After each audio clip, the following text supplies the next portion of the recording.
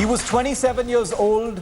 He was from Washington State in the United States, and he had traveled all over the world as an adventure tourist, but also as a Christian missionary. American tourist John Allen Chau was just 27 years old, and he was killed just a few days ago by one of the world's most fragile tribes, the Sentinelese, on an Indian island called North Sentinel Island in the Andaman and Nicobar chain. But what happens now? And the big questions that must be asked for an island that was off limits and is officially and legally out of bounds for anyone to visit. Did this young man have any business going to that island? Was it not an irresponsible act and a foolhardy act that has finally led to his death? Want to declare Jesus to them. Can't wait to see them around throne of God. My name is John. I love you. Jesus loves you. The final words of American adventurer and Christian missionary John Allen Chau on November 15, right before he was captured and killed at India's North Sentinel Island in the Andaman and Nicobar. Using the help of hired fishermen, John, a seasoned traveler, had arrived here at North Sentinel, a tiny forested island that's home to the Sentinelese. A highly fragile tribe with a population of less than 100 that chooses to live totally disconnected from the world's mainstream and has been known to violently defend their isolation from outsiders. While attempts have been made in the past to contact the Sentinelese, the population stands protected and the island is officially off limits under Indian law. So what business did John Allen Chau have visiting the island at all? Letters and journal entries confirm that he was visiting to attempt converting the Sentinelese people to Christianity. Sample these declarations John made in letters and journal entries right before his death. You guys might think I'm crazy in all this, but I think it's worth it to declare Jesus to these people. Please do not be angry at them or at God if I get killed. The eternal lives of this tribe is at hand, and I can't wait to see them around the throne of God, worshipping in their own language. John had begun visiting the Andaman Islands in 2015. His final visit began in October on a tourist visa. The police say he paid fishermen to take him to the island. One of the fishermen who saw the John Allen Chau dead, as alleged by him, as revealed by him, although he saw from a distance, and he arrived at this conclusion by seeing the silhouette, by the cloth, and by the other circumstances, and the bodily features, although from a distance. So taking that prima facie as a first information, so we have registered case of murder and we have taken up the investigation. What followed was a 2-day attempt to establish contact with the Sentinelese people from a fishing boat. His journal shows at first he offered them fish, but was chased back to his boat by young Sentinelese with bows and arrows. This continued for 2 days until the fishermen observed John's body being dragged on the beach after he was captured. An FIR has been registered by the police and the fishermen who helped John have been arrested. But the young American's body remains on the island. The death, while tragic, has thrown up a volcano of troubling questions. As an Andaman veteran, why did John break Indian law? Is an off-limits island not off-limits for religious conversion? Was this an act of shocking irresponsibility in the name of religion? Does church need to take part of the responsibility for his death? Could he have endangered the tiny tribe by bringing external diseases? Isn't this also a breach of security by Andaman authorities? The tragic death of John Allen Chau leaves behind a life of travels and adventures, mourned by his family in the United States and friends around the world. The questions surrounding his death will continue to resonate from one of the most isolated islands in the world. Bureau Report, India Today. And before I go to our guests on this very troubling story that has got a lot of people commenting on it on social media. His family in the United States mourning the loss of a young man, and people in shock both in India and the United States about the circumstances in which John Allen Chau was violently killed on the North Sentinel island in the Andaman and Nicobar chain. I want to first go across to India today's Akshaya Nath, who joins me live from Chennai. She's been in touch with the police in Port Blair as well. Akshaya, a very disturbing incident. 27-year-old missionary from the United States meets a very violent end, at the hands of the Sentinelese tribe, which is one of the most protected and isolated tribes on Indian territory on the North Sentinel Island in the Andamans. An FIR has been registered. The fishermen who facilitated his visit to that island have been arrested, but his body is still on that island, leading to a very peculiar situation because, Akshaya, we all know that this was an out-of-bounds, off-limits island. So at the very basic, John Allen Chau had no business going there.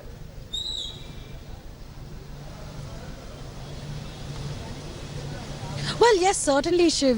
This seems to be a curious case wherein a young man trying to enter into a place and trying to do a religious conversion. It's very tragic how, people get into this delusion that they can do anything. And, it seems like he has bribed the persons, the 7 fishermen, to get him to that island. And now it seems like the family will not even have a proper funeral for their loved one, because this is an out-of-bound island. This is being protected region by the government of India.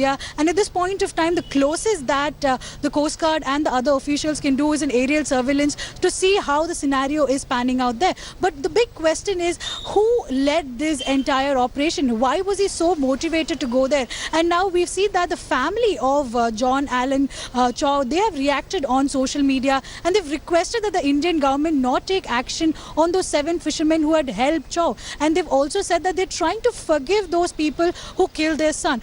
At this point of time, we need to even understand, the mentality of this tribe, because they are not people who have seen members from outside coming inside their village, and somebody trying to breach into their territory would definitely have made them feel threatened. So at this point of time, we need to see how the Andaman officials are going to take this into consideration. Will they be bringing in stringent laws or more stricter measures to avoid these kind of scenarios, Shiv? Stay with me, Akshaya, because there are many troubling questions regarding this story, and I want to bring in now Akshay Rawat. He is based in Port Blair, but he joins me live from Chennai now. He's a very well-known tour operator and entrepreneur who works in the Andaman Islands. We also have with us Arvind Kumar Jain, former Director General of Police of UP and a well-known former IPS officer. He's going to tell us what he thinks about the circumstances, of something like this actually happening, since there's a police case. And also George Kalivayalil, who's Associate Editor of the Deepika Daily, who joins us this evening from Bhopal. Good evening to all of you. Akshay Rawat, I want to come to you first. Your reading, Akshay, of this very tragic incident, but most people who are reading the story saying that this was a very irresponsible act. It was a breach of security. This was a traveler and a tourist who had been to the Andamans before. He knew the islands well. He knew that this particular island was off limits, and there was a very good reason why this island was off limits, and he still went there, Akshay. I agree with you, Shiv, that this is an isolated and individual case about I agree with you, Shiv. I think this is a case about an individual tourist who's taken the surge of adventure too far. It is not easy to reach North Sentinel Island. Even I would have problem as a local to really reach this island. So he's taken a lot of efforts, and I think he's been extremely misinformed. Anyone who he had spoken to would have immediately told him that this is a one-way journey. These tribals have lived in isolation for the last 60,000 years. Even today, if you go in a helicopter sortie, they throw arrows and stones. So there's no question that they would have welcomed him with open arms. So this whole thing of him trying to preach Christianity or anything, the bottom line is they can't even understand his language. Exactly. And what they've done is only a natural reaction to protecting their area. And I don't blame anyone except this young gentleman who should have taken more care. and certainly not entered into something that was endangering the tribals themselves. They are so fragile and you're absolutely right when you say, the thing is, this is a highly sensitive story, and at no point here on India Today do I want to seem like we are playing a blame game here. Ultimately, a human life has been lost, and we mourn it, and our condolences are with the family and friends of this young man who lost his life. But he did also, George Kalivayalil, didn't this man also endanger the lives of the fishermen who he paid to take him there, and also the tribes themselves, because those tribes are very, very fragile? And he went there to convert them. He said, I want to bring Jesus to this tribe. I want to see this tribe, walk around the God's throne. So it was a Christian mission, George Kalivayalil, that he was on towards this island, which leads to the question, is no place, even an off-limits island like North Sentinel Island, off-limits for Christian missionaries?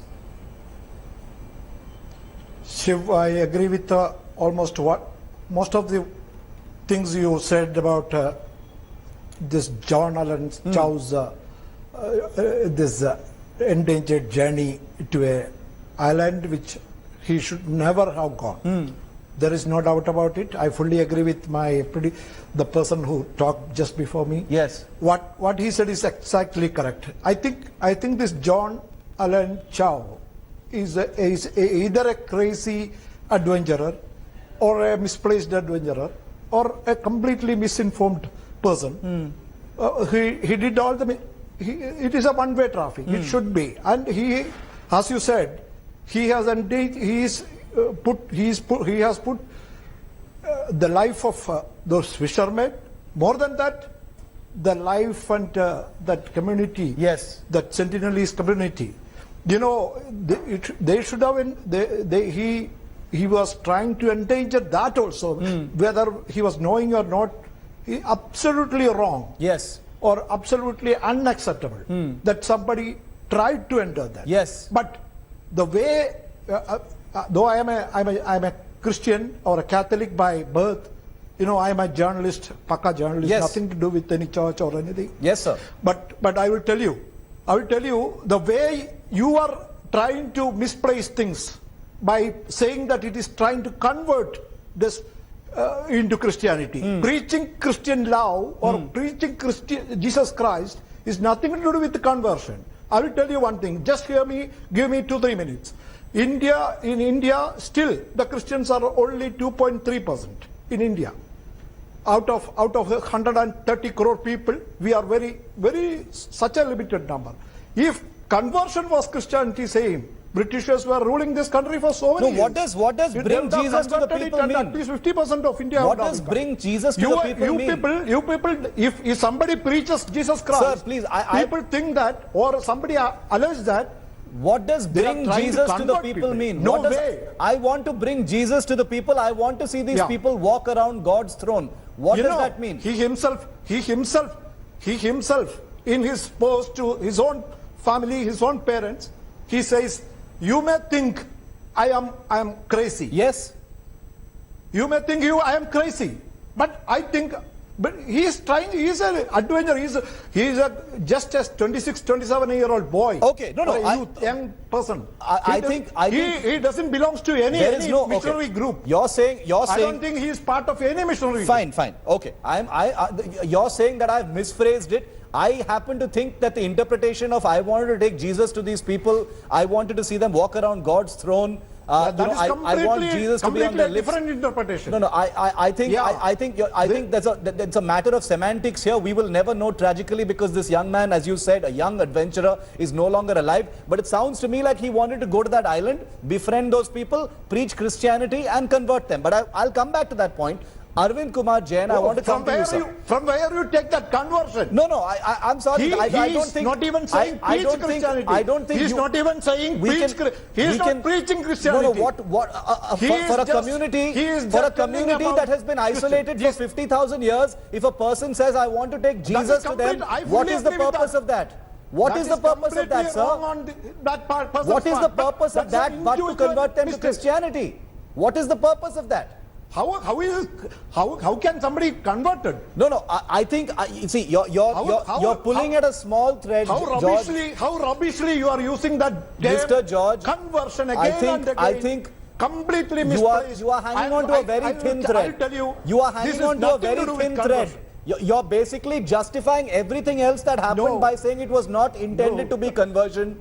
Okay, but I'll come back to you. I want to just give others a chance as well. I'll come back to you, George. Arvind Kumar Jain, sir.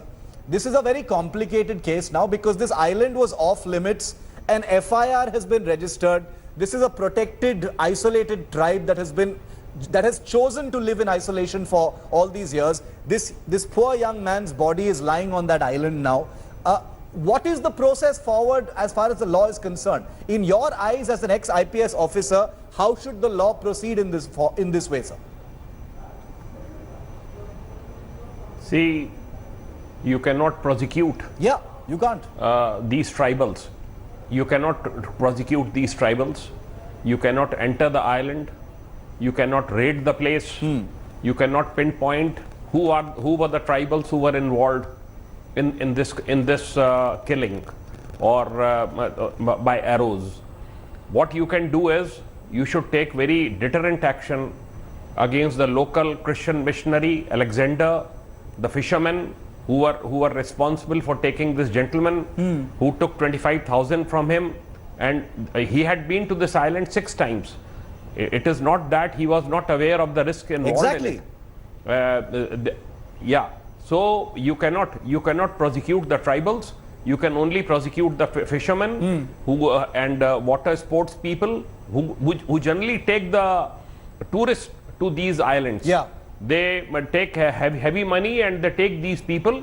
This should be curbed. This should be curbed with a very heavy hand, and a very stern action should be taken against fishermen, against Mr. Alexander, for taking this US national to the island and for leaving him there. Akshay, you know, the local police have said that those within the fishing community and others, Alexander, etc., who facilitated this, have basically sent John to his death.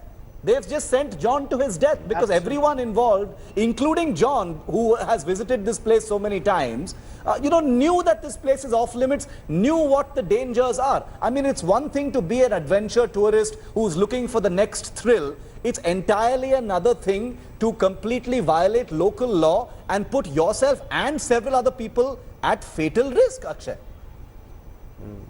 Absolutely. I'd like to just come back on what the other gentleman had said. The first thing is that let us put it on record that North Sentinel is out of bounds. Yeah. There is no type of tourism that is happening ever. So I don't think even in our farthest stretch of imagination, that is not a possibility. Whatever I've understood, here is a man, and the people who have been caught are not your big fishermen. These are all local cabin boys. These are Christians by nature. These are nice people. These are God-fearing people. They have done this, I assume, very clearly told them, look, we are not responsible. No one expected him to die.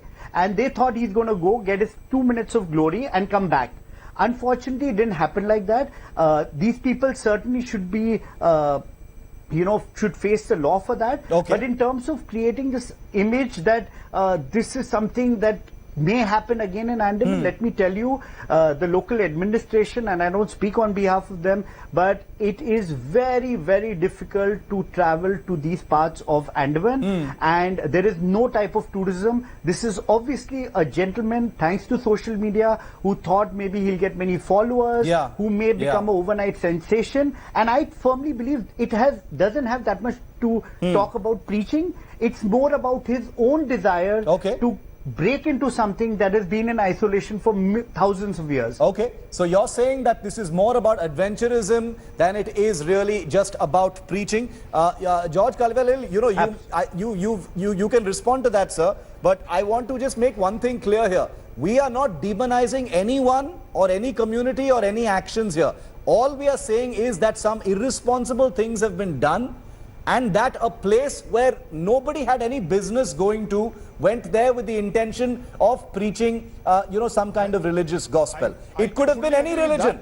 I can promise you, sir, that I would have done this story no matter what religion this was. You know me very well.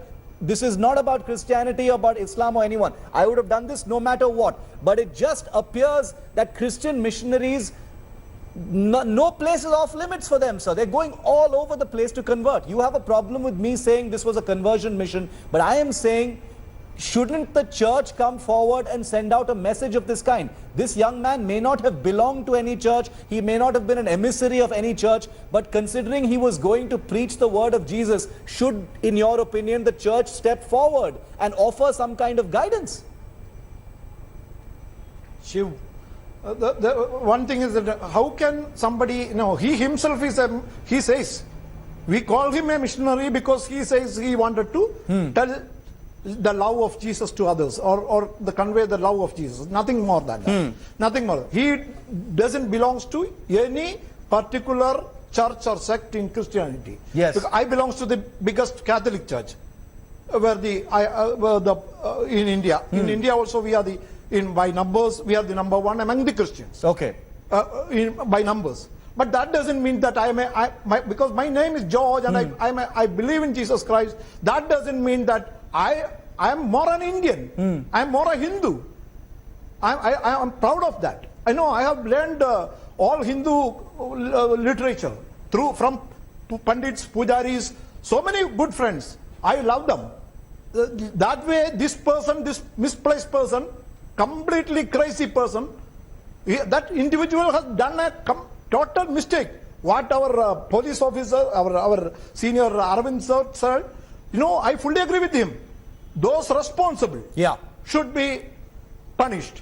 They should be brought to justice. Including the central government, which has relaxed the restrictions to the various islands of the Andaman and Nicobar Islands, including the North Sentinel Island. There was a very strict restriction for any kind of tourist. But just to be sure, like Akshay, even for an Indian, like Akshay Rawat just pointed out, sir, the restrictions on North Sentinel Island are absolute. There is no negotiation. Nobody can get a free day pass to go to North Sentinel Island. Should not. No matter who you know, even if you know the Lieutenant Governor. Akshay, 30 seconds, last word to you. Yeah. Can you clarify that point? Absolutely. I think this is misplaced. RAP and getting access to this island is totally different. And I'll just say one more thing, and this is a thought we all have to do. One thing, to all the young people out there, why do you really want to do this? You can endanger these tribals. Their immune system is very fragile. And the last thing, if this argument of him preaching is true, he could have gone to the Jaravas who have some human contact for which he can go over the land, and most probably he would not have died.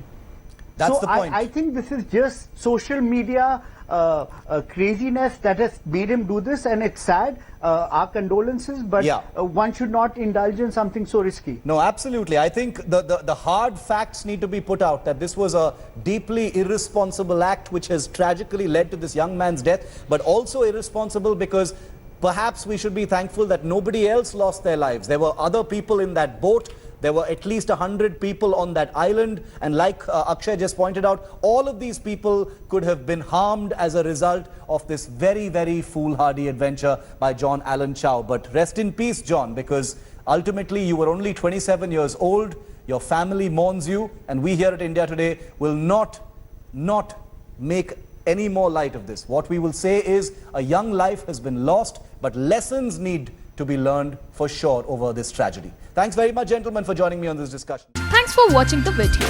For more such news and updates, please like, share and subscribe to India Today. Also check out our other great videos from our channel. We know you would love to.